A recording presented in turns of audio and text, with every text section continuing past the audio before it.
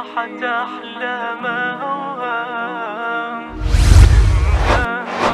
ضمت يمينك يميني لو الدين ثبت عالي على انسان.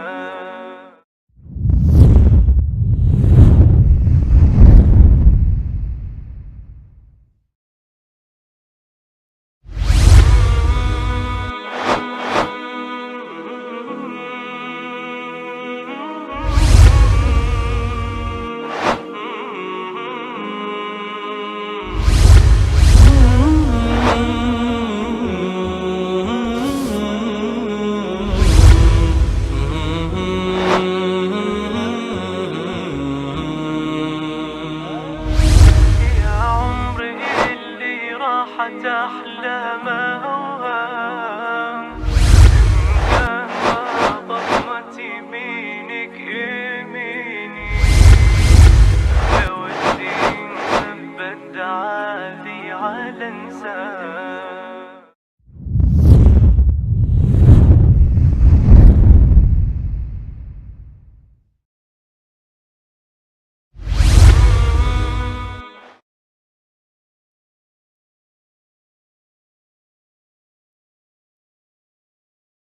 Rabbil alamin wassalatu wassalamu ala rasulillahil karim nabiyyina Muhammadin al-amin wa ala alihi wa sahbihi ajma'in wa ba'd. Fa ya ahbaballahi wa ahbaba rasulihi sallallahu alaihi wasallam, usi nafsi wa iyyakum bitaqwallahi faqad fazal muttaqun fala tamutunna illa wa antum muslimun. Faqala ta'ala ya ayyuhalladzina amanu taqullaha haqqa tuqatih wala tamutunna illa wa antum muslimun. Saudara-saudari kita, alhamdulillah bersyukur pada Allah Subhanahu wa taala, di kesempatan kali ini kita kembali diberikan oleh Allah anugerah terbesar untuk beraktivitas. Semoga seluruh aktivitas kita, baik yang telah, sedang ataupun akan kita lalui, diridhai dan dibimbing oleh Allah Subhanahu wa taala menuju tatanan aktivitas yang lebih baik. Kita juga bermohon kepada Allah semoga seluruh hamba-hamba Allah yang berkehidupan sampai dengan detik ini namun belum beriman diberikan kekuatan untuk beriman, mampu bersyahadat sebelum wafat kembali kepada Allah Subhanahu wa taala. Pun dengan para pelaku maksiat, semoga Allah Subhanahu wa taala berikan kekuatan untuk bertaubat dan memperbaiki aktivitas jalan kehidupan sehingga lebih bernilai baik dibandingkan dengan hari-hari sebelumnya yang telah dilalui.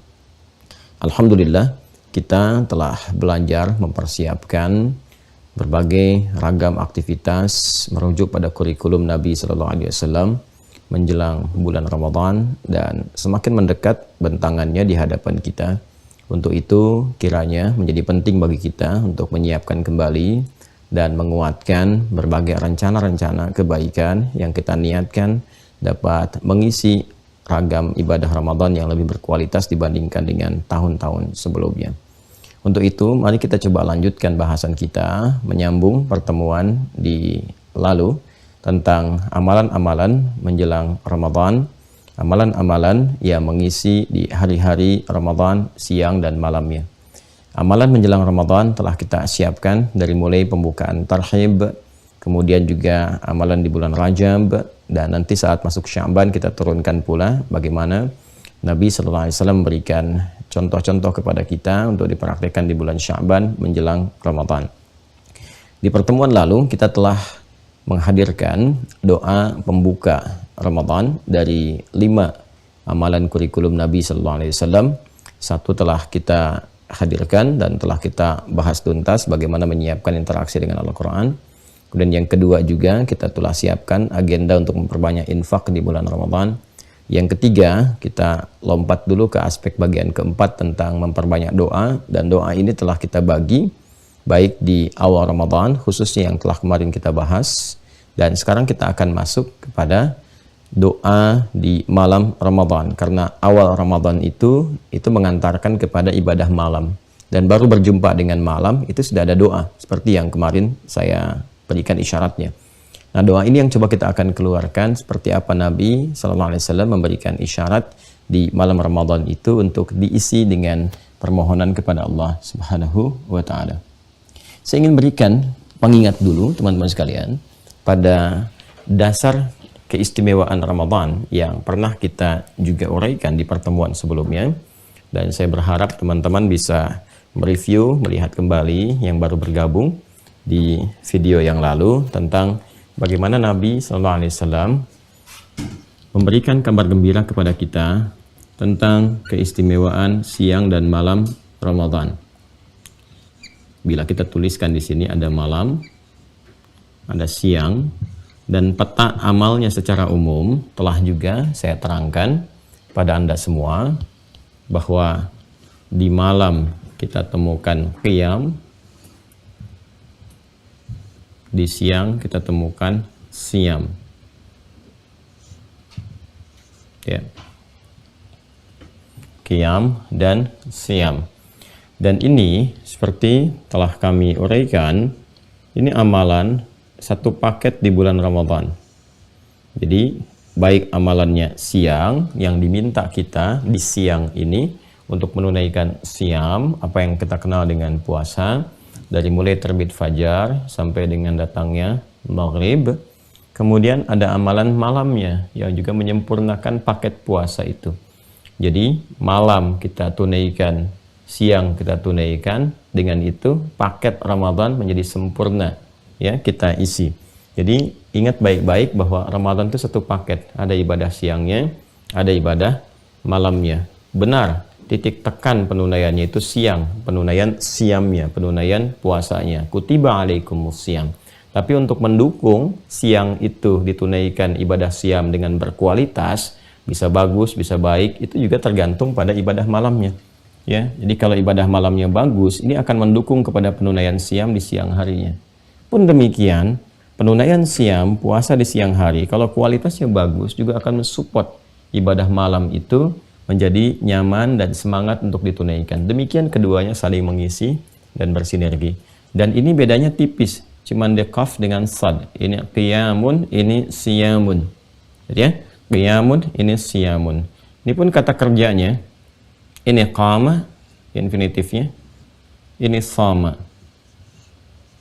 So, hanya beda satu huruf saja. Ini qaf, ini sad. Ya kan? Nah, yang menarik, keutamaannya, baik siang atau malam, itu diungkapkan oleh Rasulullah SAW dengan redaksi yang serupa, dengan kalimat yang sama. Yang ini di atas, man qama ramadhana, man qama ramadhana, kan? Yang ini man shama ramadhana. Kesananya semua sama. Jadi yang ini man qama di malam hari, ini man shama. Man qama ramadhana imanan wa ihtisaban, imanan wa ihtisaban. Ini pun serupa, imanan wa ihtisaban. Jadi kesananya sama semua. Ini man qama ramadhana imanan wa ihtisaban, ini man shama ramadhana imanan wa ihtisaban. Dan puncaknya sama, anugerahnya serupa. Ghufira lahu ma taqaddama min dhanbi. Ghufira lahu ma taqaddama min dhanbi. Ini bonusnya nih. Serupa. Ghufira lahu ma taqaddama min dhanbi. Siapapun, kalau sudah disebutkan man, ini menunjuk kepada bentuk personal, tapi maknanya tidak terbatas kepada siapapun. Seperti yang pernah saya uraikan. Siapapun, laki-laki, perempuan, besar, kecil, tua, muda, sepanjang memenuhi syarat dan ketentuan penunaian ibadah siyam. Seperti yang pernah kita ulas, baik syaratnya, syarat wajibkah, syarat sahkah, atau syarat wajib dan sah secara bersamaan, ya, sepanjang memenuhi ketentuannya. Dia mampu menunaikan qiyam. Nah ini dia, qiyam. Kalau sudah disebutkan qama, qiyam, berarti amalannya malam. Ya kan? Di sini man shama, siapapun ya yang mampu memenuhi ketentuan aturan untuk menunaikan ibadah siyam. Man shama, siapa yang mampu menunaikan siyam. Ini kalau siyam berarti ibadahnya siang hari. Ramadhan, tapi ini khusus di bulan Ramadan. Ya, jadi Anda bisa berpuasa seperti sekarang di bulan Rajab, ya kan? Nanti ada Sya'ban, ada puasa. Atau hari-hari biasa juga, Senin, Kamis bisa puasa. Kan? Qiyam juga malam bisa qiyam. Tadi malam ada yang qiyam, ada yang tahajud. Kan? Besok terbuka peluang kalau diberikan kehidupan, dan seterusnya. Bisa. Tapi ini spesifik. Kalimatnya langsung diikat dengan ini kata kuncinya. Waktunya spesifik Ramadan, bukan waktu yang lain. Jadi malamnya malam Ramadan, siangnya siang Ramadan. Selama Ramadan. Kan? Dia mampu menunaikan ibadah qiyam. Nah ini dia, kita akan garis bawahi ini ya. Karena awal menuju puasa itu kan kalau sudah dipastikan terlihat hilalnya, diketahui awal Ramadannya, dan itu terjadi pada saat apa? Maghrib kan? Nah kalau maghrib berarti pengantar kepada malam, kepada lail ini. Ya, jadi awal Ramadannya, awal Ramadan yang kemarin kita bahas itu, tibanya itu saat maghrib, diketahui, kan? Yang mengantarkan kepada malam ke sini. Jadi otomatis amalan pertama kita yang akan ditunaikan pertama kali saat masuk Ramadan itu amalan malam. Ini amalan qiyam, bukan yang siam. Siamnya esoknya, kan? Nah, jadi pertama akan kita hadapi adalah amalan ini, amalan qiyam. Nah, di malam pertama Ramadan. Nah, ini langsung dibuka peluang oleh Allah Subhanahu wa taala melalui keterangan dan penjelasan Rasulullah SAW. Siapapun yang mampu menunaikan qiyam ini di bulan Ramadan, imanan, dengan dasar imannya. Kemarin telah kita ulas ya. Waktu kita memohon doa yang pertama itu. Maksud kalimat iman itu apa? Kan? Dari mulai motivasi untuk beramal soleh, ada keikhlasan di dalamnya.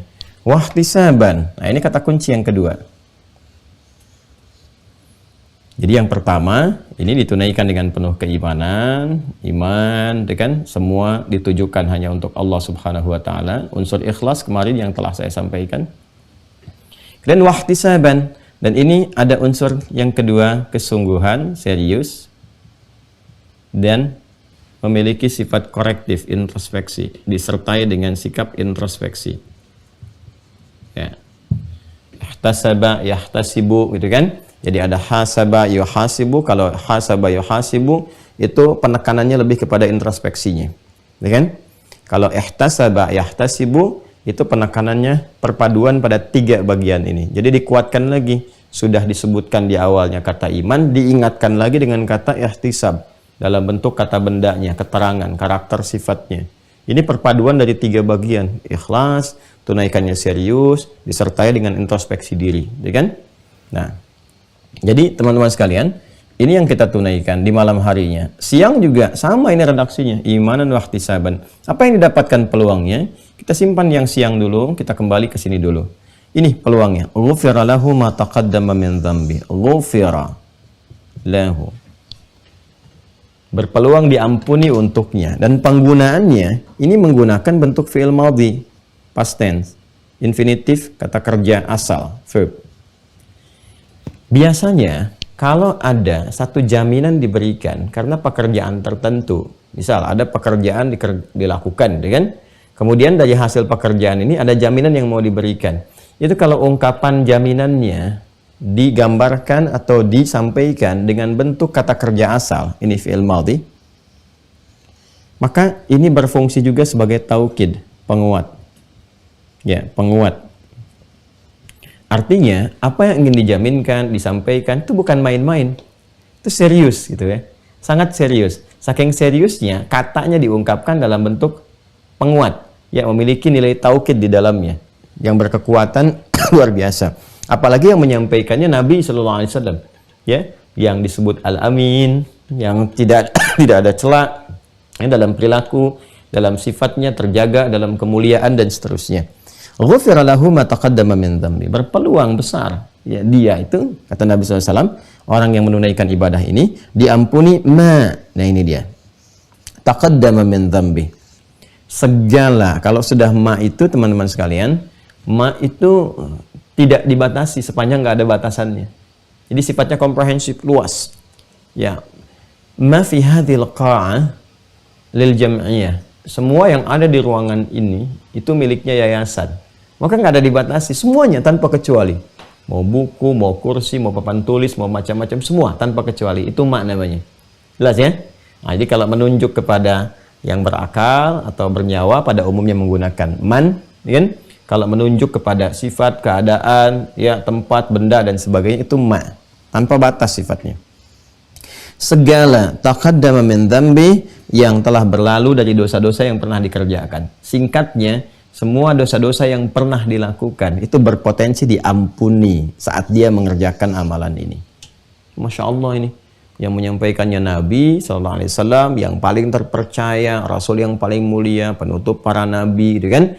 Yang kata-katanya selalu benar dan dibenarkan, bahkan diaminkan oleh malaikat kalau berdoa, kan? Ini beliau yang menyampaikan langsung. Jadi ada peluang, dan ini yang didapati di bulan Ramadan. Dan terbentang siang malam terus. Ya, sampai akhir Ramadan. Ini hanya bulan Ramadan setahun sekali. Karena itu komentar pertama malaikat Jibril ketika Nabi SAW itu naik ke atas mimbarnya dari 3 gundakan, beliau naik step 1, step 2, step 3.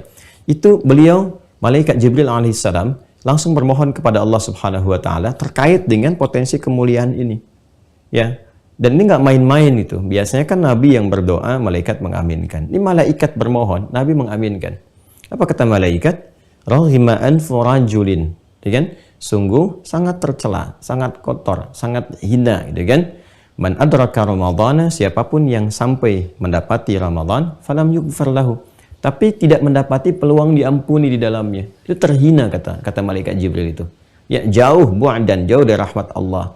Ya, jauh dari kemuliaan. Diberikan bentangan siang malam 24 jam. Siangnya ada, malamnya ada, dan itu diberikan selama full 1 bulan Ramadan. Dan dia nggak mau taubat juga, dan nggak dapat ampunan Allah. Itu keterlaluan, kata malaikat. Raghima anfu rajul. Itu keterlaluan. Kenapa? Karena bentangannya panjang, teman-teman sekalian. Malamnya terbentang, siangnya terbentang. Lalu apa kata Nabi? Kata Nabi, amin, kabulkan ya Allah. Nah, ini nggak main-main ya. Karena itu kita mesti serius nih. Betul-betul serius. Saya sering katakan betapa banyak orang-orang yang sesuai dengan ajalnya, dia kembali kepada Allah tanpa mendapati Ramadan. Kita bisa saksikan. Ya, saya kadang-kadang sering utarakan juga ke teman-teman bahwa di bulan Rajab khususnya, Sya'ban, ada orang-orang baik yang kembali kepada Allah sesuai dengan ajal mereka dan tidak mendapati Ramadan. Ya, boleh jadi itu gambaran pengingat kepada kita. Liyabluwakum ayyukum ahsanu amala, untuk menguji kita siapa sih yang bisa meningkatkan amalan. Ini orang-orang ini pulang, cukup bekalnya, sangat baik. Ya, kesalahannya mungkin sudah terhapuskan, dosanya terampuni. Karena itu mereka tidak mendapati Ramadan lagi sesuai dengan ajal mereka. Selesai. Kita masih diberikan kesempatan, masih ada bentangannya di hadapan kita untuk mendapatkan Ramadan itu. Jadi kalau sampai tahun ini belum dimanfaatkan juga, butuh berapa Ramadan lagi yang diperlukan untuk mengampuni dosa-dosa yang pernah dikerjakan, untuk membakar kesalahan-kesalahan yang pernah dilakukan. Ini gambarannya. Nah, jadi dari awal jumpa dengan Ramadan saja pada malamnya itu sudah ada peluang ini. Ya, sudah ada peluang. Apalagi bila di malam itu bertepatan, ya, malam pertamanya misalnya bertepatan dengan malam Al-Qadar. Kita kan nggak tahu di malam keberapa malam Al-Qadar itu, ya kan? Nah, bisa jadi malam pertamanya, malam pertengahannya, atau malam akhir-akhirnya. Sering kali terjadi datang di akhir-akhir. Ya, sehingga Nabi SAW juga meminta kepada para sahabat untuk menyiapkan, meningkatkan lagi motivasinya, menguatkan ikat pinggangnya, dan supaya memburu di akhir-akhir supaya nggak turun. Ya, karena nggak tahu datangnya di bagian mana gitu. Ya, namun juga tidak menutup kemungkinan di awal Ramadan sudah datang, ya kan? Ada yang mungkin pertengahan atau mungkin di akhirnya, kita tidak tahu di bagian mana itu mulia. Nah, karena itu ada doa yang diajarkan Nabi SAW. Nah, ini. Dan doa ini akan lebih baik kalau kita siapkan di setiap malam Ramadan. Ya, jadi begitu malamnya itu bertepatan dengan malam Al-Qadar, Masya Allah, itu ini sangat luar biasa. Ataupun sekiranya tidak bertepatan dengan malam Al-Qadar, tetap ya, isi doa yang diajarkan Nabi itu terkorelasi dengan apa yang beliau sampaikan di hadis ini. Jika ada peluang-peluang untuk diampuni, bagaimana minta ampunnya? Jika ada peluang-peluang untuk dibebaskan dari dosa, bagaimana bermohonnya kepada Allah Subhanahu wa taala mengisi setiap malam di Ramadan ini.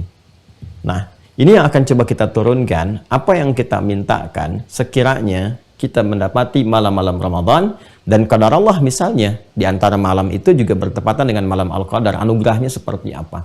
Nah, ini akan kita turunkan teman-teman sekalian. hadis Nabi Shallallahu Alaihi Wasallam.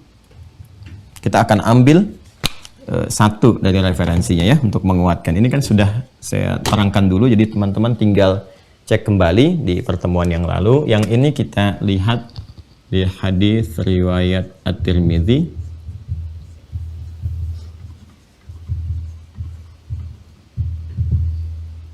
Nomor hadisnya 3513. Nanti kita cek ya, kita pastikan. Kita cek di kitabnya. Tapi rawinya insyaallah kita hafal. Rawinya Sayyidah Aisyah radhiyallahu taala anha. Sayyidah Aisyah radhiyallahu taala anha. Baik, ini tentang doa malam Ramadan. Malam Ramadan yang diharapkan juga sekiranya kita bisa mendapati malam Al-Qadar, Lailatul Qadar. Ya. Jadi ini doanya kita panjatkan di setiap malam Ramadan. Ya, di sela-sela kita untuk bermuhasabah, menunaikan ibadah qiyam, kan? Kemudian kita berharap mudah-mudahan bertepatan juga itu semua dengan malam Al-Qadar. Kalau sudah malam kan dimulainya ba'da isya, jadi bentangannya panjang sampai ke menjelang fajar. Yuk kita lihat doanya. Hafal sebetulnya kita semua, tapi kalau kita runtut ke kitabnya, kita lihat kemudian kita telaah, insya Allah itu akan lebih terasa perbedaannya dalam jiwa kita. Ini Sunan At-Tirmidzi ya. Bismillah. Nomor hadis 3513 634 kalau nggak salah namanya. 3513. Sebentar teman-teman ya. 34 kanan kalau nggak salah. Nah ini dia nih. 648 nih. 3513 ini ya. Nomor hadis 3513. Nanti di-scan ya, tolong ya admin ya. Di-scan supaya nanti yang di Mira juga bisa mendapati referensinya, jadi disertakan di sini. Jadi nanti teman-teman kita scan, kita upload, Anda download ya, download, kemudian nanti begitu masuk di malam-malam Ramadan, ini bisa disertakan. Untuk dipelajari sekarang, hafalkan ya, dihafalkan sekarang karena ini pendek sekali. Pendek isinya. Bismillahirrahmanirrahim. Qala al-Imam At-Tirmidzi, haddatsana Qutaibah bin Sa'id, haddatsana Ja'far bin Sulaiman Ad-Dubai an Kahmas ibn al-Hasan an Abdullah ibn Buraidah an Aisyah radhiyallahu ta'ala anha qalat qultu ya Rasulullah ara'aita in 'alimtu ayyu lailatin lailatul qadri ma aqulu fiha qala sallallahu alaihi wasallam quli Allahumma innaka 'afuwwun karim tuhibbul 'afwa fa'fu anni. Jelas ya? Nanti ada dua redaksi di sini. Ada Allahumma innaka 'afuwwun, ada Allahumma innaka 'afuwwun karim. Tuhibbul 'afwa fa'fu anni. Ini yang redaksi yang lengkapnya, yang 'afuwwun karim. Baik, hadisnya disampaikan oleh Sayyidah Aisyah. Ini sudah saya tadi tuliskan, ya kan? Satu kali beliau bertanya pada Rasulullah SAW. Qultu, beliau berkata, ya Rasulullah, wahai Rasulullah sallallahu alaihi wasallam. Perhatikan teman-teman sekalian ya, kalau kita mengaji hadis, itu interaksi semua sahabat-sahabat Nabi. Kalau sahabat ini umum ya, umum sifatnya siapapun yang hidup semasa dengan Rasulullah SAW, melihat, berinteraksi dengan Nabi SAW, dan beriman kepada Rasulullah SAW sampai wafat, itu sahabat. Seperti yang pernah saya uraikan dulu, ya, itu sahabat. Jadi sahabat itu bisa jadi istrinya Nabi SAW, keponakannya Nabi SAW, pamannya Nabi SAW, atau teman-teman berkehidupan Nabi SAW. Abbas bin Abdul Muttalib radhiyallahu ta'ala anhu, itu pamannya Nabi SAW. Ya kan? Ibnu Abbas jelas juga ya, kemenakan Nabi SAW. Kemudian siapa lagi? Ya Ali bin Abi Thalib. Kemudian siapa lagi? Ya istri-istri Nabi. Nah, yang ingin saya garis bawahi adalah setiap berinteraksi dengan Rasulullah SAW, interaksi yang dibangun kalimat-kalimatnya selalu menggunakan kata ya Rasulullah, ya Rasulullah. ya jika terkait dengan pendapat-pendapat yang ingin dimintakan ya dari petunjuk-petunjuk yang dibawa oleh Nabi sallallahu alaihi wasallam dari hadis-hadis beliau. Itu selalu kalimatnya menggunakan kata ya Rasulullah. Ya Rasulullah. Ini memberi kesan kepada kita bahwa awas hati-hati. Ya. Walaupun orang terdekat Nabi, di keluarga Nabi, tapi hal yang ingin ditanamkan kepada kita semua adalah peran penting. Ya, itu disadari oleh keluarga besar Nabi bahwa peran penting Nabi itu diutus sebagai rasul.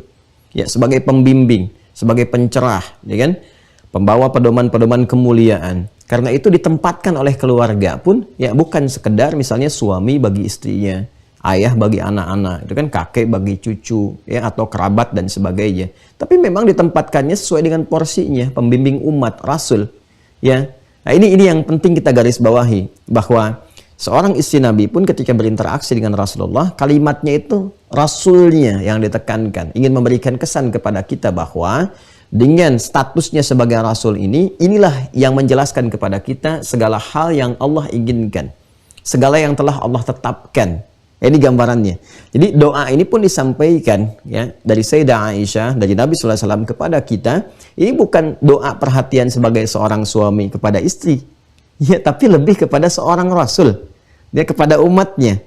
Ya, jadi kalau sudah disebutkan kalimat Rasul, Sayyidah Aisyah ini kan cerdas, jenius orangnya. Ya, di antara perempuan jenius itu kan yang cepat menangkap sesuatu, cepat menghafal dan sangat cerdas memahami sesuatu untuk disampaikan. Di antara kejeniusan beliau ingin memberikan kesan bahwa doa ini bukan hanya berlaku bagi saya gitu, tapi bagi semua umat Rasulullah SAW. Karena itu kalimatnya digunakan ya Rasulullah. Jelas ya? Baik. Mari kita lihat. Qultu ya Rasulullah, aku berkata, ya Rasulullah, wahai Rasulullah SAW, ara'aita in alimtu ayyu lailatin lailatul qadri? Bagaimana pendapat engkau, kan? Jika aku mengetahui, ya misalnya ada tanda-tanda, kan Nabi pernah ngajarkan sebelumnya, bahwa suasana malam-malam di antara malam-malam ini terlihat berbeda. Ya, bisa jadi di antara sekian perbedaan itu, yang lebih menenangkan, lebih mendamaikan, kan? Lebih memberikan getaran kepada jiwa untuk beramal. Nah, itulah malam Al-Qadar. Nanti begitu kita sampai ke pembahasan, kita uraikan. Nah, kata beliau, kalau aku mendapati suasana malam seperti yang digambarkan itu, yang menuju malam Al-Qadar, ma'akulu fiha. Apa yang aku katakan? Doa apa yang aku mohonkan kepada Allah Subhanahu wa Ta'ala, sekiranya dalam malam-malam aku ibadah itu, ya aku dapati di antara sekian malamnya itu malam Al-Qadar. Wah, Masya Allah, menarik ya. Maka apa yang Nabi ajarkan? Qala, beliau bersabda, quli, katakanlah, mohonlah, mintalah, berdoalah. Allahumma innaka afuwun karim, tuhibbul afwa, fa'fu anni. Allahumma innaka afuwun karim tuhibbul afwa fa'fu anni. Ini doanya ya. Bismillah, saya tuliskan dulu. Allahumma innaka afuwun karim tuhibbul afwa fa'fu anni. Kan? Allahumma innaka afuwun karim tuhibbul afwa fa'fu anni. Ya? Ini doanya teman-teman. Nanti di redaksi lain kan ini hadisnya ada juga yang diriwayatkan oleh Al-Imam Ahmad, ya kan? Rahimahullah ta'ala. Di Sunan Abu Daud juga ada, di Ibnu Majah juga ada. Nanti ada redaksinya, kalau di sini ma'akulu fiha, ya. Apa yang aku mintakan, apa yang aku mohonkan. Redaksi yang lain alimni, ya kan? Ajarkan, dan kepadaku ya Rasulullah, apa yang aku mohonkan, mohon ajarkan kepadaku, apa yang aku mohonkan kepada Allah Subhanahu wa ta'ala. Nanti ada redaksi yang sampai sini, Allahumma innaka afuwun tuhibbul afwa fa'fu anni. Ada redaksi yang lengkap sampai ke sini, Allahumma innaka afuwun karim tuhibbul afwa fa'fu anni. Nah, ini saya tampilkan yang utuh gitu kan. Nah, supaya nanti lebih banyak kalimatnya, lebih luas cakupannya. Ya. Ini gambarannya, ini doanya. Nah, ulama kita, ini Masya Allah, ya, sangat tajam sekali dalam menganalisis, lantas melihat, menyimpulkan. Kita kan nggak tahu, ya kan? Di titik mana malam-malam Ramadan itu bertepatan bersamaan dengan malam Al-Qadar. Tapi kata kuncinya bisa kita dapatkan pada kalimat malamnya. Ya, di Quran surah ke-97 itu, surah Al-Qadar. Quran surah ke-97. Allah berfirman, "Inna anzalnahu fi lailatul qadar." Ya. Wa ma adraka ma lailatul qadar. Ini kalimatnya menggunakan kata lailah. Ya, kata lailah ini waktunya ya lail. Kalau kita ingin menunjukkan kepada bentuk waktunya, al-lail. Ini malam. Malam bahasa Arabnya lail. Ya, lail jamaknya layali. Itu turunannya bisa jadi disebutkan lela, lili, layali, lail, itu malam. Jika ada yang istimewa di malam itu, maka tambahkan ta di ujungnya, menunjukkan pada sifat tertentu di malamnya. Jadi dari kata lail menjadi lailah. Saat Allah berfirman, "Inna anzalnahu fi lailatul qadar." Ini memberikan kesan bahwa di malam itu bukan hanya malam-malam seperti malam biasa, menunjuk kepada waktu berganti, siang selesai, malam tiba. Tapi ada yang istimewa di malam itu. Nah, keistimewaan yang dimaksudkan hadirnya di waktu apa? Di waktu malam. Sedangkan malamnya kita tidak ketahui. Malam yang keberapa?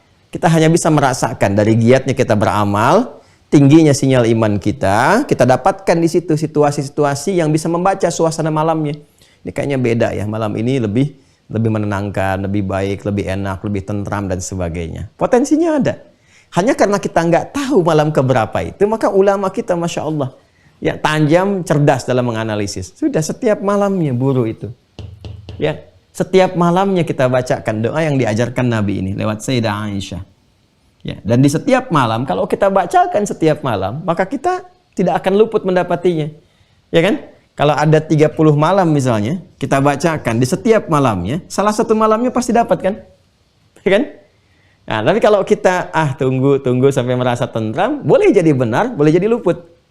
Nah, karena itu diajarkanlah kemudian kepada kita doa ini dibacakan. Dan dikaitkan dengan hadis ini sebagai penguat. Nah, ini tajam nih analisisnya Masya Allah. Ya kan? Di hadis ini kan hadis umum nih, yang menunjukkan potensi ampunan. Sedangkan ini spesifik permintaannya, permohonan ampunan. Ya, ini spesifik permohonannya. Jadi kalau kita gabungkan antara hadis itu dengan yang ini, kita bisa katakan, ini gambaran umumnya yang memberikan jaminan di setiap ibadah malam, ada potensi diampuni. Lalu kalau kita katakan, saya ingin mohon ampunan, ya, di sela ibadah malam itu ingin minta, gimana teknisnya? Ini detailnya. Ya, Allahumma, saya sudah sampaikan kata Allahumma di pertemuan yang lalu. Kalau sudah Allahumma, maka unsur-unsur yang saya terangkan di pertemuan lalu, unsur kerendah hatian, ketulusan, kesungguhan dan penuh harap itu dihadirkan di sini. Ya Allah, innaka, ini ada tasydidnya, innaka. Nah, sungguh engkau. Kalau sudah pakai inna itu menunjukkan taukid. Kalau sudah dalam doa kita hadirkan kata ka, itu mendekatkan rahmat Allah kepada kita. Ya, menghadirkan keadaan kita lebih dekat dengan Allah Subhanahu wa taala. Seakan-akan kita merasa diawasi, dilihat langsung di hadapan Allah Subhanahu wa taala kita bermohon.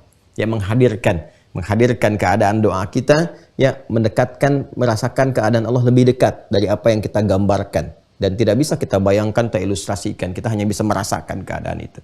Jelas ya? Laisa kamitslihi syai'. Lihat sini. Allahumma innaka. Ya Allah, sungguh engkau. Ya, kalau sudah pakai inna, ini penguat.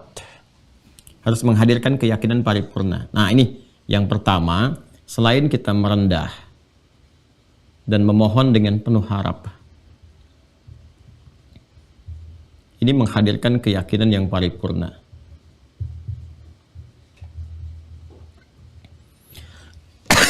Ini sekaligus penunjuk kepada kita bahwa kalau ingin kita bermohon pada sesuatu yang sangat penting, ya sangat istimewa, sangat luar biasa untuk kehidupan kita, maka unsur-unsur ini hadirkan. Ya, mesti yakin sepenuhnya, mesti disiapkan keadaan diri yang lebih mendekatkan diri kepada Allah Subhanahu wa taala. Keadaan yang merendah, kan keadaan penuh harap, hadirkan itu semua. Ini adabnya. Allahumma innaka afuwun karim. Ya Allah, aku sangat yakin hanya Engkau yang punya sifat afuun, pemaaf, yang berpotensi memaafkan dan menghapuskan seluruh kesalahan. Ya. Sebentar, pelan-pelan kita runtut dulu, analisis dulu setiap katanya. Teman-teman sekalian, al-afu, afuun itu dari kata al-afu asalnya. Al-afu. Al-afu ini lawannya dari kata al-khata, kemudian jadi khati'ah, kemudian jadi khataya. Khataya. Kalau kita akui jadi pakai ya kecil, khataya ya kalau kita akui. Ini kata kerjanya akhta'a yukhti'u. Akhta'a yukhti'u. Jelas ya?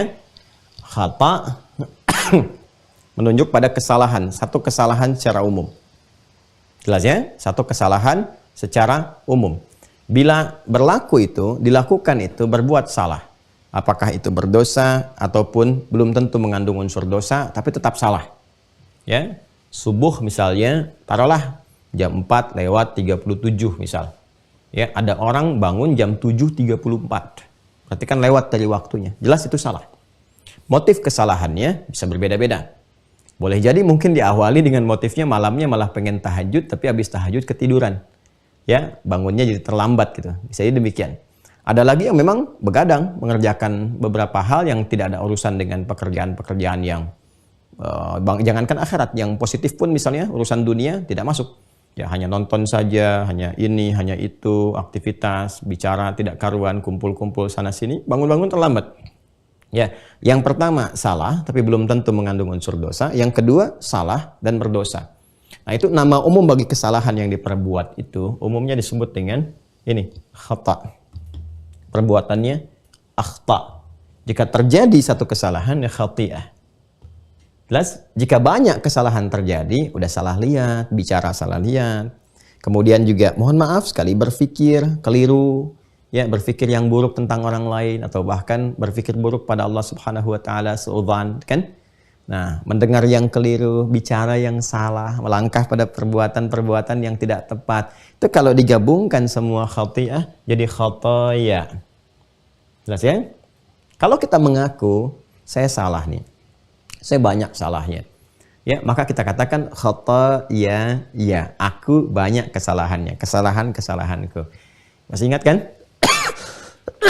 Dalam hadis iftitah itu ada satu di antara yang diajarkan Nabi sallallahu alaihi wasallam, dari 9 itu kan ada satu yang diajarkan melalui jalurnya sahabat Abu Hurairah radhiyallahu taala anhu. Ketika Nabi salat kemudian diam sejenak, setelah itu ditanya pasca salat, apa yang kau baca Rasulullah ketika engkau diam sejenak? Itu kan sakata hunaidatan. Apa kata Nabi? Saya membaca Allahumma ba'id baini wa baina khataaya ya kama ba'adta bainal masyriqi wal maghrib. Ya Allah, aku mengakui. Nah, ini diajarkan kepada kita, ya. Jadi diajarkannya kepada kita. Kalau Nabi kan maksum.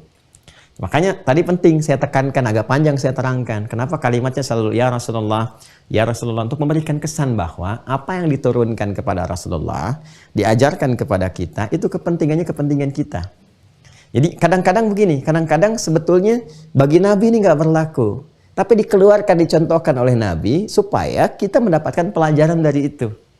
Ya, Nabi kan maksum sifatnya, terjaga dari salah. Kenapa Nabi mengatakan kalimat ya Allah? Dengan aku mengakui banyak kesalahan, kekurangan-kekurangan yang telah diperbuat, itu contoh untuk kita.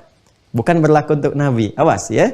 Hati-hati. Nah, kita punya kaidah, mesti belajar. Nanti kalau tidak paham tentang kaidah ini, salah memahami. Ya, seperti Quran surah ke-47 misalnya ya, dengan namanya Muhammad sallallahu alaihi wasallam ayat 19. Fa'lam annahu la ilaha illallah sampai kalimat wastaghfir li dzambik. Ya, Muhammad SAW kan minta ampunlah kepada Allah li dzambik, atas dosa yang kau perbuat, ya, kesalahan yang kau perbuat. Nah, ini maksudnya, itu maksudnya kalimat yang disampaikan pada Rasul untuk kita. Ya, diajarkan kepada kita. Itu bacanya pakai ilmu, namanya ilmu balaghah. Nanti ada isti'arah di situ babnya.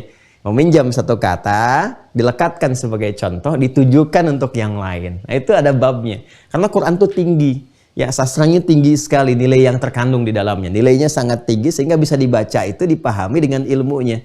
Ini yang menjadikan di surat Yusuf di pembukanya Allah menyampaikan, kenapa Quran diturunkan pakai bahasa Arab? Di antaranya la'allakum ta'qilun, supaya kamu pintar. Ya, karena turunan gramatikal yang paling lengkap itu nanti terkait dengan bahasa Arab dari segi kebahasaan. Ya, nanti ada bacaannya ini, ilmunya ini, terapannya ini, maknanya ini. Itu maksudnya. Jelas ya? Nah, jadi kalau kita akui kita punya banyak salah, maka di ujungnya kita katakan khataya. Ya. Nah, sifat Allah yang dihadirkan untuk memaafkan semua potensi salah ini. Inilah Rahman ya Allah. Rahman ya Rahman ya Rahman. Allah tidak menginginkan ada hamba yang lahir dalam keadaan bersih, yang baik, pulang-pulang kok kotor. Ada nodanya, ada naktah sauda, ada titik hitamnya, dan turunan-turunan yang lainnya. Karena itu Allah buka pintu bagi hamba yang mau kembali. Pintunya itu yang disebut dengan taubat. Babut taubah, ya, pintu-pintu untuk bertaubat, untuk balik. Nah, cara Allah menerima hamba yang datang lewat pintu itu untuk kembali kepada jalan yang benar, diantaranya adalah membuka dengan menghadirkan sifat al-afwu. Al-afwu itu sifat yang berpotensi memaafkan kesalahan-kesalahan yang telah diperbuat oleh hamba. Jadi kalau hamba misalnya berbuat kesalahan, ya, saya salah, saya akui, saya katakan akhta'tu. Ya, kita salah, kami salah, kita katakan akhta'na. Sifat Allah yang memaafkan dan berpotensi menghapus kesalahan-kesalahan ini itu disebut apa? Al-afwu. Kalau kita minta misalnya kepada Allah, ya Allah, mohon maafkan aku, ya, mohon sayangi aku, gugurkan kesalahan-kesalahannya. Kita ingin sebutkan dulu sifatnya yang melekatnya. Kalau ini keadaannya, ya, sifat ini kalau kita ingin lekatkan, dibuang alif lamnya untuk menunjukkan sifat yang melekat kepada Allah, maka jadikan seperti ini. Ujungnya ditambah tasydid dengan menggunakan tanwin. Afuwun. Jelas? Afuwun, ya. Allahumma innaka afuwun. Ya Allah, aku sangat yakin hanya Engkau yang memiliki sifat pemaaf yang sempurna, yang berpotensi, ya Allah, menggugurkan, menghapuskan semua kesalahan-kesalahan hamba. Hamba sangat yakin hanya Engkau, ya Allah, yang memiliki kemampuan sempurna untuk menghapuskan segala kesalahan-kesalahan hamba. Karim, karena hanya Engkau pula yang maha mulia. Jadi ini menarik ini, teman-teman sekalian. Kan ada ya, yang memaafkan. Ini hamba kan, makhluk. Kita tidak bicara Allah karena mukhalafatul hawadits, laisa kamitsli syai'. Allah berbeda, ya, totally different, sangat total berbeda karena Allah Khalik, yang lain makhluk. Kalau ada seseorang berinteraksi, tadi saya belum minta izin ya sama teman-teman ya. Baik, kalau gitu izin ya di tengah. Izin. Nah, kalau batuk itu jeda. Ya, kalau batuk kita apa? Itu jeda, bukan bagian dari pembahasan tapi jeda yang mengantarkan pada semangat yang baru. Contoh. Yuk sini ya. Kalau ada dua orang taruhlah salah paham kemudian berseteru. Terus menyadari gitu kan, yang satu menyadari bahwa dia berbuat salah. Lalu dia minta maaf. Saya minta maaf ya. Baik. Kan tidak semua orang-orang yang mendapati bahkan saudaranya meminta maaf merespon rasa permintaan itu dengan respon yang serupa. Artinya apa? Belum tentu ada kegembiraan, ya, belum tentu ada penerimaan yang santai, yang enak, yang nyaman. Ada yang langsung memahami dengan tersenyum mengatakan, sudahlah, ya, itu nggak usah diingat-ingat, saya maafin dari kemarin juga, gitu kan, nunggu aja, kamu kok belum datang-datang. Ada yang begitu, ya. Ada yang bicara juga yang lain, oh baru nyadar ya, gitu kan, oh baru minta maaf sekarang, kemarin kemana aja? Ya, memaafkan tapi caranya ya tidak dengan cara yang menghadirkan kemuliaan. Memaafkan tidak dengan cara yang menghadirkan penghormatan. Sehingga dengan pemaafan itu ada ketenangan, ada ketentraman, ada kenyamanan. Biasanya yang kedua itu kan terjadi antara bawahan dengan atasan. Ya kan? Bawahan salah, yang bawah pegawai, apalagi pegawai-pegawai di bawah misalnya keliru, salah, ya, bawa minuman ke direkturnya, ke atasnya, tiba-tiba kepleset, jatuh, pecah atau tumpah minumannya, ya kan? Coba bayangkan kalau mengenai bagian pimpinannya, bagian tubuhnya, bajunya dan sebagainya. Lalu ya taruhlah misalnya pegawainya meminta maaf. Maaf Pak, tidak sengaja. Wah, kira-kira bagaimana respon atasannya? Ya, respon pimpinannya. Apa? Tidak sengaja? Kamu nggak punya mata? Padahal tahu ya, ngelihat bapak aja kan karena punya mata Pak. Gitu. Ya dan sebagainya. Tapi ini keluar ini kan? Ini kebayang ya gambarannya seperti apa? Nah ini teman-teman sekalian. Nah kadang-kadang ya udah besok jangan begini lagi ya. Baik Pak, ya karena besok kamu sudah nggak ada di kantor ini lagi. Bisa kamu selesai. Kamu hanya salah, hanya boleh sekali kerja dengan saya. Artinya kalau udah sekali salah, udah nggak kerja lagi. Kadang-kadang ada begitu. Nah, ini memaafkan, tapi dengan cara yang tidak mulia. Memaafkan dengan cara yang merendahkan dan sebagainya. Nah, ini gambaran dari kehidupan. Allah tidak begitu. Ya, Allah tidak begitu. Allah punya sifat-sifat yang sangat luar biasa. Walaupun hambanya luar biasa juga berbuat kesalahan, berbuat dosa, diakumulasikan, kerjain ini, kerjain itu, dan sebagainya. Tapi selalu diberi kesempatan sampai ujung akhir kehidupannya. Sampai nyawa di kerongkongannya. Ya, makanya sering saya ilustrasikan, Fir'aun itu, se-Fir'aun-Fir'aunnya dengan hobi-hobi ekstrim yang sangat tidak biasa, ya, dan sangat, ya, kalau sekarang itu kejahatan yang sangat luar biasa ya, extraordinary crime gitu kan. Ini hobinya bunuh orang, ngaku Tuhan dan sebagainya. Itu tetap diberi kesempatan sesuai keadilan Allah, rahmannya, kemuliaan Allah. Itu masih dikirimkan 2 nabi, Musa dan Harun itu, untuk mengingatkan ia supaya bersikap yang baik, menata kembali kekuasaan dengan cara yang benar dan sebagainya. Itu pun diminta secara lembut. Itulah Allah. Ya. Nah, sifat yang senantiasa menampilkan kebaikan dengan menjaga kemuliaan-kemuliaan, baik yang ada pada subjeknya untuk ditunjukkan, ataupun menjaga kemuliaan objek supaya kehormatannya tidak terjatuhkan. Itu disebut dengan karim namanya. Ya. Dari kata karuma, kemudian kalau ingin diberikan, itu disebut dengan kata kerjanya karrama, yukarrimu takriman. Ya. Ini sejak mencipta kita saja, seluruh anak cucu Adam, itu Allah sudah melekatkan kemuliaan pada diri kita dengan menghadirkan turunan kata karrama yukarrimu. Itu ada di Quran surah ke-17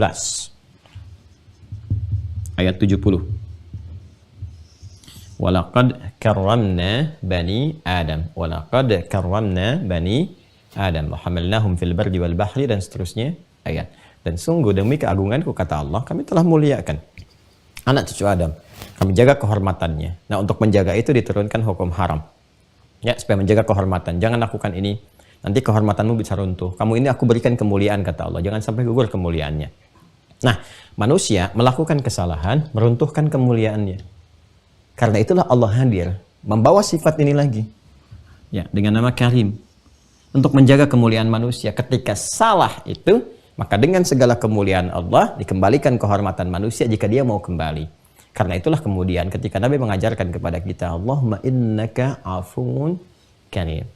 Ini indah. Makanya saya sering menekankan kalimat ini dibacakan kata karimnya. Kenapa? Perhatikan kedalaman maknanya. Ya Allah, aku sangat yakin. Aku sangat yakin ya Allah. Hanya Engkau yang maha mampu dalam memaafkan segala kesalahanku dan mengampuni dosa-dosaku. Bahkan dengan itu pun Kau memuliakanku ya Allah. Ya, jadi kalimat ini dihadirkan untuk menunjukkan kepada kita bukan hanya memaafkan, tapi Allah memberikan kemuliaan pada orang-orang yang mau kembali meminta ampunan kepadanya. Itu yang sering saya katakan, Allah sangat mencintai pelaku maksiat yang mau taubat dibandingkan orang soleh yang tidak pernah merasa salah. Jadi ketika seseorang meminta ampunan, minta maaf kepada Allah, itu bukan hanya dimaafkan, tapi dimuliakan. Ya kan? Tuhibbul afwa, dan Engkau mencintai. Ya, Engkau mencintai hamba-hamba yang meminta maaf kepadamu. Engkau mencintai segala hal yang terkait dengan sikap-sikap pemaafan. Ya, fa'fu anni, dengan cintamu itulah ya Allah, mohon maafkan aku. Ampuni aku. Ya kan? Sayangi aku, hapuskan kesalahanku. Masya Allah. Ini saya kasih ilustrasi sederhana ya. Walaysa kamitslihi syai', dan gak ada yang serupa dengan Allah Subhanahu wa taala lebih daripada ini. Anda datang pada ibu Anda setelah Anda berbuat salah. Lalu Anda katakan kepada ibu, "Ma, gak ada di dunia ini yang paling sayang kepada Ananda dari semua hamba-hamba Allah kecuali Mama." Ya, Mama yang melahirkan, menyayangi, merawat, memberikan kasih sayang. Dan saat Nanda dari kecil pun berbuat salah, selalu mau memaafkan. Karena Nanda yakin Mama yang paling sayang dengan Nanda. Mama yang paling memuliakan. Sekarang Nanda menyadari, Nanda berbuat salah. Yang dengan salah itu kehormatan Mama juga terganggu. Keluarga juga demikian. Tapi Nanda yakin, Mama itu dari dulu pun sampai sekarang gak pernah lepas dalam menyayangi anaknya. Nanda minta maaf, Ma. Anda bisa kebayang gak bagaimana respon orang tua? Ya, demi Allah saya katakan, mungkin sebelum kalimat itu pelukannya lebih dulu datang. Ya kan? Sebelum kalimat, air matanya lebih dulu mengalir. Kenapa? Karena Allah tanamkan rahmat dalam ibu itu yang menetap dalam satu tempat disebut dengan rahim. Ya, dengan rahmat itulah hadir di dalamnya sosok yang dirawat, disayang-sayang, dikandung, walaupun sulit, berat, wahnan ala wahnin, begitu luar biasanya, tapi tetap disayang. Ya, sehingga dia lahir dalam keadaan yang baik dan itu terbawa. Jadi Anda bisa bayangkan seorang ibu yang dititipkan sebagian kecil dari rahmat Allah dengan ada di dalam rahimnya itu punya rasa yang luar biasa, maka bagaimana dengan Allah sang pemilik semua sifat rahimnya? Bahkan dia disebut dengan rahim, Rahman ya Rahim, Rahman ya Rahim. Itu gambarannya. Ya. Maka ini yang kita mohonkan, kalimat ini sempurna sekali. Singkat, padat, tapi sempurna sekali maknanya. Ya Allah, aku sangat yakin Engkau yang paling memuliakan aku, Karim. Engkau yang paling menyayangi aku. Engkau yang selalu memaafkan kesalahanku. Engkau yang mencintai segala sifat maaf. Engkau yang mencintai hambamu yang kembali kepadamu, ya Allah. Sekarang aku ingin kembali kepadamu. Mohon maafkan aku. Sayangi aku. Karena tidak ada yang mampu menyayangi dan memaafkan, memuliakan sesempurna Engkau, ya Allah. Kalau yang pada maha memuliakan belum mampu, dan belum mampu, ya Allah, belum bisa menjadikan aku termaafkan, terampuni, maka tunjukkan kepadaku, ya Allah, dengan cara apa lagi mesti aku memohon. Nah, ini gambarannya. Nah, ini teman-teman sekalian yang kita gabungkan dengan apa yang tadi kita uraikan. Jadi malam Ramadan itu ya malam yang istimewa, malam yang penuh dengan berbagai hal, kemuliaan, pengampunan, rasa haru, malam taubat, malam mendekat, malam taqarrub dan sebagainya. Ya, karena itu apapun yang kita kumpulkan dari kesalahan khati'ah, jadi khataya kita akui, berbuat salah akhta'a, yang pertama kita minta adalah ini, fa'fu anni. Ini juga yang diajarkan di Al-Qur'an, surah kedua Al-Baqarah ayat 286. La yukallifullahu nafsan illa wus'aha, laha ma kasabat wa 'alaiha ma iktasabat. Rabbana la tu'akhidna in nasina aw akhta'na. Ini Rabbana wa la tahmil 'alaina isran kama hamaltahu 'ala alladziina min qablina. Rabbana wa la tuhammilna ma la taqata lana bih. Setelah itu apa? Wa'fu anna. Nih. Jadi khata pasangannya ke sini. Nah, nanti waghfir lana, ghafir, ghaffar, ghafur pasangannya dengan dzambun, dzunubun ma'adzulmi. Warhamna, rahim pasangannya dengan israf. Ya, la taqnatu min rahmatillah, kan? Ya, ini gambarannya. Fa'fu anni itu untuk pribadi, fa'fu anna itu untuk bersama, berjamaah. Jadi kalau misalnya di imam, ya taruhlah misalnya ayah atau ibu ingin minta untuk keluarganya, ini pakai fa'fu anna. Allahumma innaka afuwun karim, tuhibbul afwa fa'fu anna. Tinggal ganti i-nya jadi a. Fa'fu anna, gini. Naknya panjang, anna, ya. Jelas ya? Paham ya? Nah, ini dibacakannya itu bisa di sela-sela jeda antara ini salat malam qiyam. Ini yang paling pokok nih yang harus kita lihat. Ya, hadisnya kan menerangkan ghufira lahu ma taqaddama min dzambi man qama ramadhana imanan wa ihtisaban. Siapa yang menunaikan ibadah qiyam di malam Ramadan. Ini kan? Nah, lalu dia memohon di sela-sela ini dia mohon ampunan. Karena ini kan pasangannya ampunan, berpotensi diampuni. Artinya harus dimintakan dulu kan? Dimohonkan dulu, dengan dikerjakan pun ada peluang. Tapi ketika dimintakan lebih kuat peluangnya.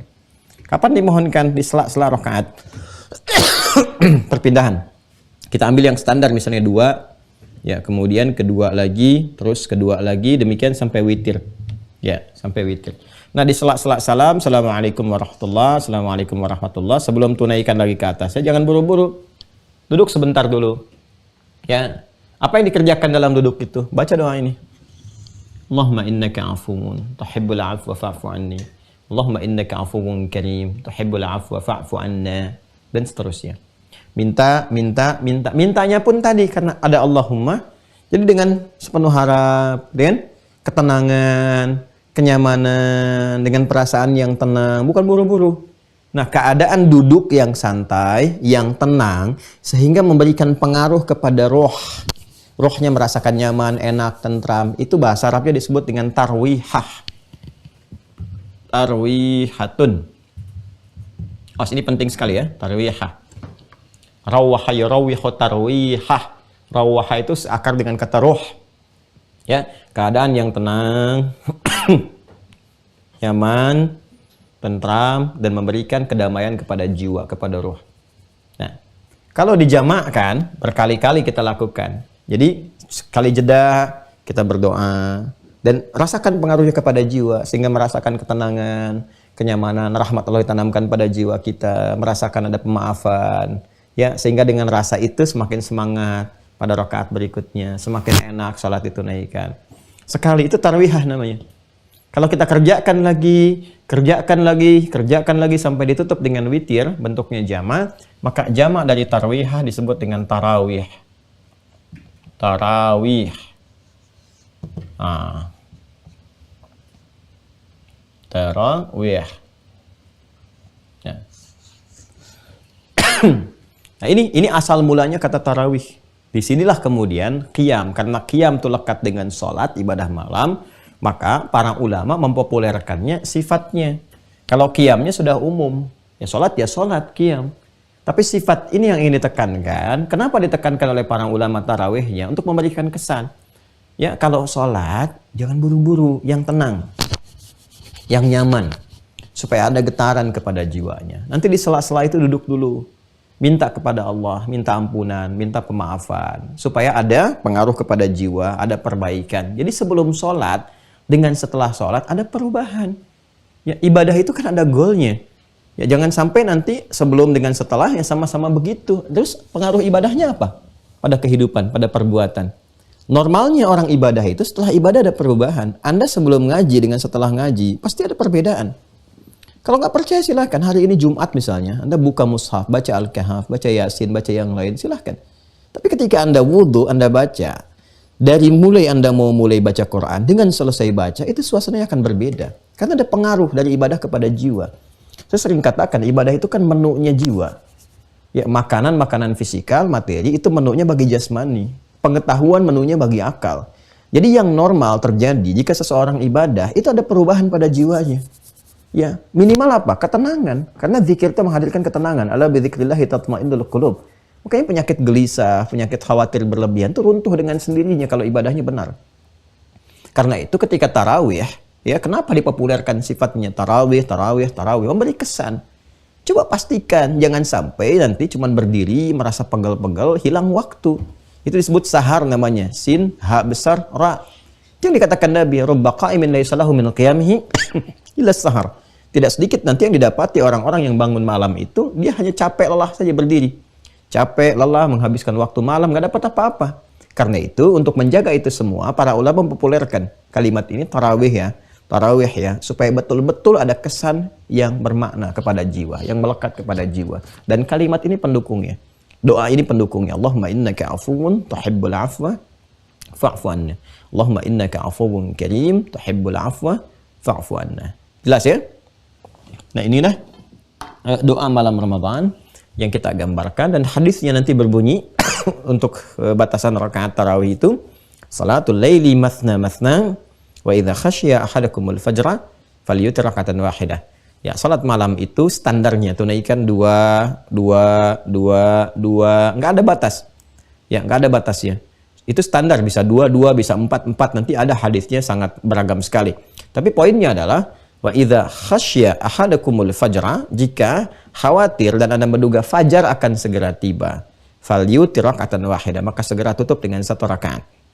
Nah, jarak antara lail ke fajar Itu batas akhirnya dikenal dengan sahar namanya. Sin ha ra. Awas ya, sin ha ra. Haknya hak kecil. Sin ha ra saharun. Jamaknya asharun, ashar. Gini. Jadi ada sin ha ra, ada sin ha ra. Kalau sin ha, haknya hak besar itu begadang namanya, tapi begadang yang tidak ada artinya. Ya. Begadang yang tidak ada maknanya, tidak ada manfaatnya. Nah, itu jangan dilakukan. Begadang jangan begadang kalau tidak ada artinya. Nah, begadang yang tidak ada artinya disebut saharun namanya, sin hak besar. Dan ra. Ya kan? Nah, itu ada hadisnya. Ada hadisnya, ya. Rubba qa'imin laisa lahu min qiyamihi illa sahar. Atau bima makna atau kama qala Rasulullah sallallahu alaihi wasallam. Akan ditemukan orang yang bangun malam, ya, dia kerjakan, dia mengira dia tarawih, ternyata bukan tarawih. Dia hanya berdiri saja, buang-buang waktu, ya kan? Kemudian lelah saja dan sebagainya. Maka mesti hati-hati di situ. Nah, ini sedangkan yang dikerjakan tadi sampai hak kecil, saharun. Nah, di sahar ini ada amalan lagi. Ada amalan lagi. Jadi ini berurut semua tuh, paket tuh, penting sekali paket. Anda bayangkan. Jadi baru masuk Ramadan ada doanya yang kemarin, Allahumma ahillahu alaina dan seterusnya. Kemudian ketemu amal ada doanya. Nanti selesai amalan ini, ketemu waktu sahar, ada amalan lagi.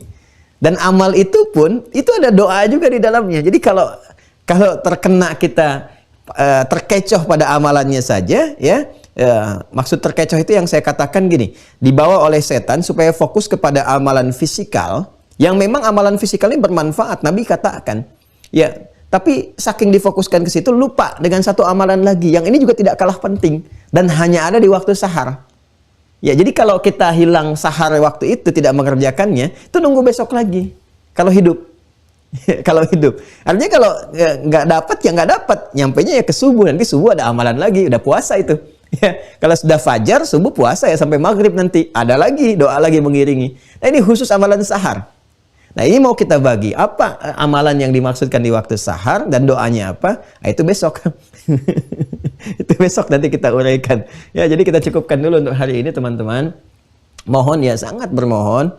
Memang sekarang belum terasa sepenuhnya. Ya, masih ada sekitar 35 hari misalnya ke depan untuk menyiapkan Ramadan. Tapi nanti kalau sudah semakin mendekat, kita akan merasa butuh dengan apa yang kita bahas sekarang. Ya, karena itu saya berharap intisari dari pembahasan keluarkan. Sekarang dapat doa ini, pahami dulu. Kalau sudah paham, sudah mengerti, sudah bisa merasakan, latihan malam. Jangan tunggu Ramadan, malam latihan. Ini boleh dibaca malam-malam. Ya, Bapak Ibu bangun malam, baca, mintakan, mohon kepada Allah. Latihan supaya mendapatkan feel-nya, dapat rasa khusyuknya, enaknya. Nah, kalau sudah berlatih, sudah enak, sudah hafal, nanti Ramadan itu tinggal jalan aja. Ya, tinggal dilakukan. Masya Allah enak nih kalau berlatih sekarang. Baik ya, saya kira itu yang disampaikan di pertemuan kali ini, teman-teman sekalian. Insya Allah kita sambungkan besok, Senin. Ya, karena besok kita ada pendalaman. Jadi besok insya Allah diskusi. Waktunya mengikuti waktu yang saya tunjukkan.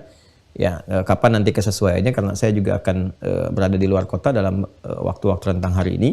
Dan alhamdulillah saya infokan pada teman-teman sekalian seperti saya sampaikan, ya, kita telah rekam kemarin ya di lokasi untuk pembangunan pesantren. Saya sampai naik beko juga. Nah, itu nanti kita sampaikan hari ini setelah ta'lim, nanti kita munculkan. Alhamdulillah sudah dimulai, sudah kumpul timnya banyak sekali kemarin. Mudah-mudahan Allah berkahi, dan secara resmi wakafnya juga dibuka. Jadi secara resmi sudah dibuka, dipersilahkan. Ini nanti ada gelombang pertama, karena nanti ada 3 tahap. Pertama itu untuk infrastruktur, ya, untuk semua lahan pembukaan, tanam infrastruktur sampai dengan selesai. Nanti bagian kedua pembangunan spot-spotnya, ada masjidnya, asramanya, macam-macam. Ketiganya nanti untuk finishingnya dan lain-lainnya. Nanti bagian pertama sudah kita buka hari ini, pas bersamaan dengan hari Jumat. Nanti launching videonya kita tunjukkan juga.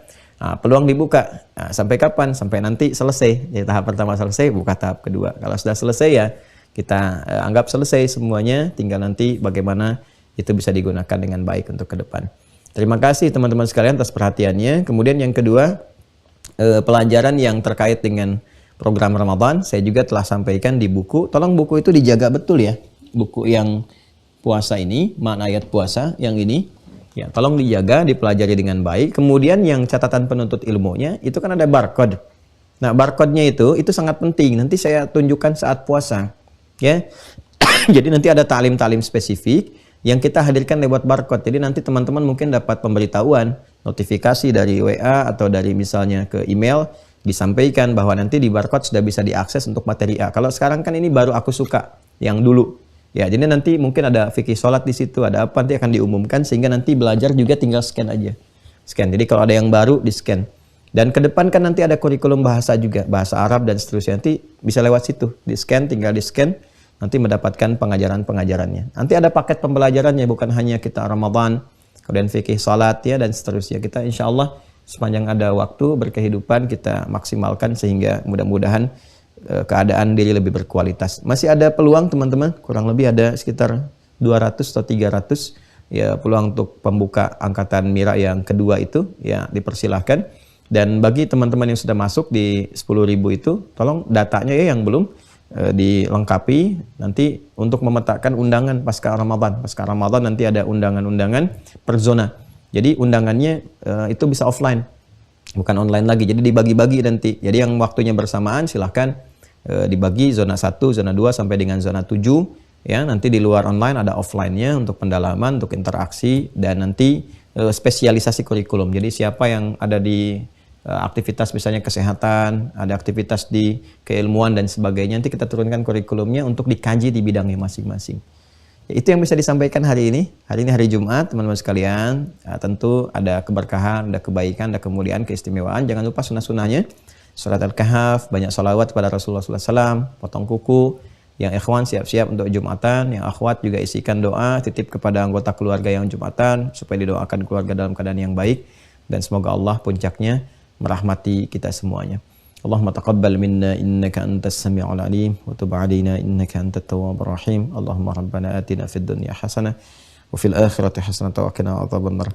Allahumma innaka 'afuwwun karim tuhibbul 'afwa fa'fu 'anna ya arhamar rahimin. Allahumma innaka 'afuwwun karim tuhibbul 'afwa fa'fu 'anna ya arhamar rahimin.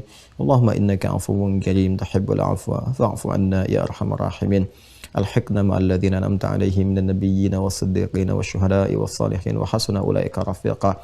Rabbana atina fid dunya hasanah wa fil akhirati hasanah wa qina adzabannar. Wa sallallahu ala sayyidina Muhammad wa ala alihi wa sahbihi ajma'in wa akhiru da'wana subhanakallahumma wa bihamdika nashhadu an la ilaha illa anta nastaghfiruka wa natubu ilaik. Alhamdulillahi rabbil alamin. Wassalamu alaikum warahmatullahi wabarakatuh.